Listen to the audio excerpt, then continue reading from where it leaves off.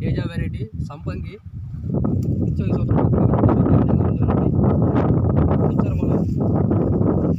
కింద నుంచి కాపు పట్టింది. ఇది ఇక్కడ మొదట్లో ఇక్కడ కూడా గ్యాప్ లేకుండా ఏ కొమ్మ పెట్టిన కాపు ఉంది, చూసుకోవచ్చు. కింద తంతి అయిపోయి మళ్ళీ సెకండ్ స్టెప్ పైకి వచ్చింది. ప్రతి ఒక్క చెట్టు, ఈ చెట్టు ఆ చెట్టు కాకుండా ప్రతి ఒక్క చెట్టు కాసింది.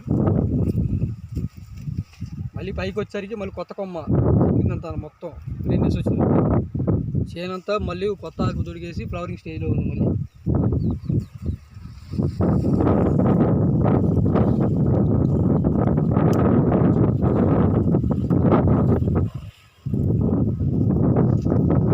కాయ సైజు చూసుకుంటుంది. అందులో కాయ సైజు కింద ఏ సైజు పైకి తలకాపుసలు సేమ్ అదే సైజు.